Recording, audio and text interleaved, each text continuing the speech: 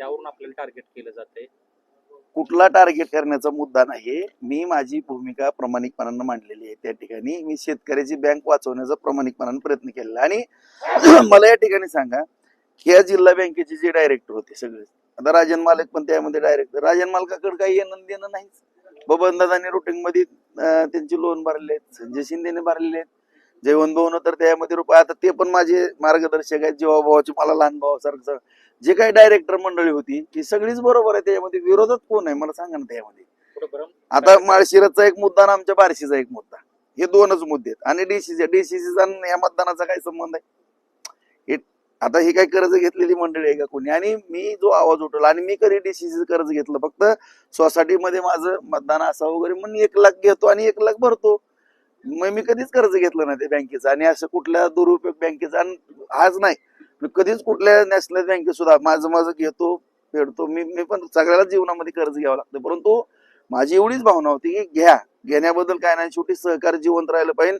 प्रामाणिक मताचं आहे. सहकार चळवळ फार आपल्या जुन्या जाणत्या माणसाने यशस्वीरित्या चालवलेली आहे.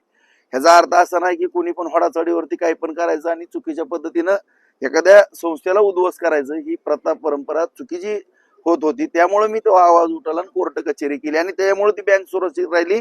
आज आपण सगळेजण पाहता नॅशनल बँकेच्या बाबतीत काय शेतकऱ्यांची अवस्था आहे. बँकेमध्ये कोणी उभा पण राहून देत नाही, परंतु ही हक्काची एक आपली कौटुंबिक बँक आहे. त्याच्यामुळे तसा गैरसमज पसरवण्याचा प्रयत्न करू नये. ज्यांना भरायचे नव्हते त्यांना ह्याचा शॉक बसलेला आहे. आणि मी भाऊने सांगितल्याप्रमाणे ह्या सगळ्या गोष्टीचं उत्तर आता देण्याकरता मला मर्यादा आहेत. निकाल लागल्यानंतर मी अकलूजच्या चौकात सभा घेतल्यानंतर ह्याचं उत्तर जरूर देणार. निवडणूक जी आहे ती जिंकल्यानंतर पहिली सभा जी आहे विजय सभा ती मी अकलूजच्या चौकामध्ये घेणार आहे अशा प्रकारे, आणि त्याच वेळेस मोहिते पाटलांना उत्तर देणार असं उमेदवार राजेंद्र राऊत म्हणतात.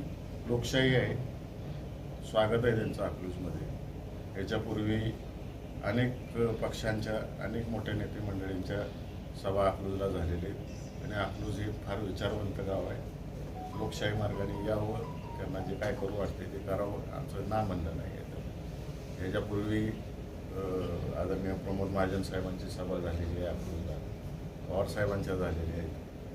अगदी जुनं सांगायचं झालं तर देशाचे माजी पंतप्रधान चंद्रशेखर साहेबांची पण अकलूजला सभा झाली.